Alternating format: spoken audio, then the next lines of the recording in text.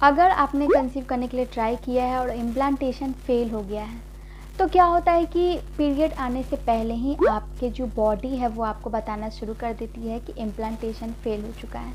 बिल्कुल बारीक बारीक सा लक्षण होता है जिसको आप अगर नोटिस करोगे तो आप पता कर सकते हो और फिर से आप अपनी दवाइयाँ, अपने जो भी आप कर रहे हो, जो भी उपाय कर रहे हो प्रेगनेंसी कंसीव करने के लिए, वो शुरू कर सकते हो। डेट मिस होने से पहले ही ये सारे सिम्टम्स आपको अगर दिख रहे हैं तो हो सकता है कि आपका इम्प्लांटेशन फेल हो चुका है, आपने कंसीव नहीं किया है। कई बार क्या होता है कि इम्प्लांटेशन सक्सेसफुल हो जाता है लेकिन फिर भी 2 दिन बाद, 5 दिन बाद इम्प्लांटेशन फेल हो जाता है। ये होता है बहुत सारी महिलाओं में जिनको कंसीव नहीं हो पा रहा है और कंसीव होने में बहुत प्रॉब्लम हो रहा है उनको, तो उन महिलाओं का इम्प्लांटेशन होने के बाद भी फेल हो जाता है।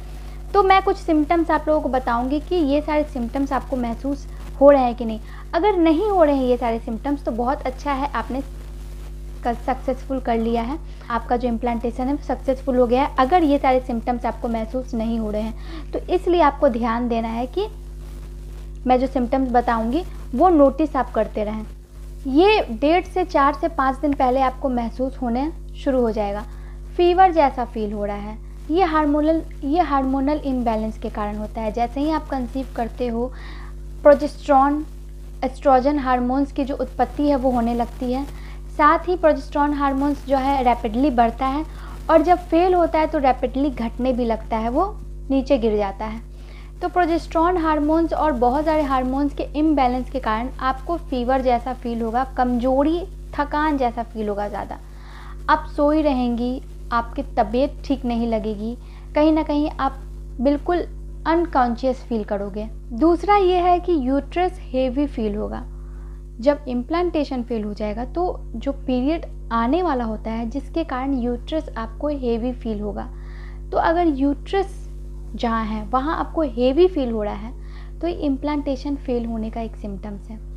थर्ड ये है कि अगर स्पॉटिंग आपको हो रही है और आप उसको सोच रहे हो कि ये इम्प्लांटेशन ब्लीडिंग है, तो वो स्पॉटिंग्स में आपको अगर क्लॉट्स भी दिख रहे हैं तो ये क्लॉट्स कहीं ना कहीं फेल होने का एक सिम्टम्स है। ये बताता है कि आपका इम्प्लांटेशन फेल हो चुका है। तो स्पॉटिंग के साथ क्लॉट्स का आना ये इम्प्लांटेशन ब्लीडिंग नहीं है बल्कि इम्प्लांटेशन फेल होने का एक सिम्टम्स है। नाभि के नीचे दर्द होना, क्रैम्प होना, साथ ही डिस्चार्जेस होना। अगर नाभि के नीचे दर्द हो रहा है, आपको क्रैम्पिंग जैसा महसूस हो रहा है, ज़्यादा क्रैम्पिंग आपको महसूस हो रहा है, इंटेंसिटी उसकी ज़्यादा है और साथ ही स्पॉटिंग भी हो रही है, तो ये भी एक फेल होने का सिम्टम्स है। अगर आप इन सारे चीज़ों को नोटिस कर पा रही हैं, नोटिसेबल है ये, तो ये फेल होने का सिम्टम्स है। और अगर सब कुछ सही है, आपको अच्छा फील हो रहा है, तो सब कुछ ठीक होगा। अब जो नेक्स्ट है वो ये है कि भूख का ज़्यादा लगना। वैसे तो अर्ली प्रेगनेंसी में भूख कम लगती है महिलाओं को, लेकिन अगर आपको भूख ज़्यादा लग रहा है, क्योंकि मैंने बोला कि हार्मोन्स के रैपिडली डिक्रीज़ होने के कारण, घटने के कारण भूख लगना एक नॉर्मल सी बात हो जाती है जब इम्प्लांटेशन फेल होता है। तो बहुत सारी महिलाओं को ये सिम्टम्स दिखता है कि उनको भूख ज़्यादा लगने लगती है। तो अगर आपको भूख ज़्यादा लग रही है, भूख लग रही है अच्छी खासी, तो ये भी एक इम्प्लांटेशन फेल होने का सिम्टम्स है।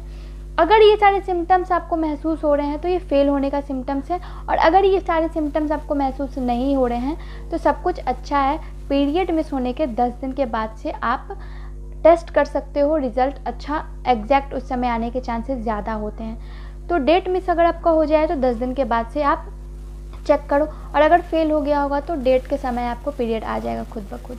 उसके लिए आप नेक्स्ट मंथ ट्राई करो, डोंट बी अपसेट। होप कि आपको ये वीडियो पसंद आया हो। वीडियो पसंद आया तो वीडियो को लाइक, चैनल को सब्सक्राइब और कमेंट करते जाए। धन्यवाद।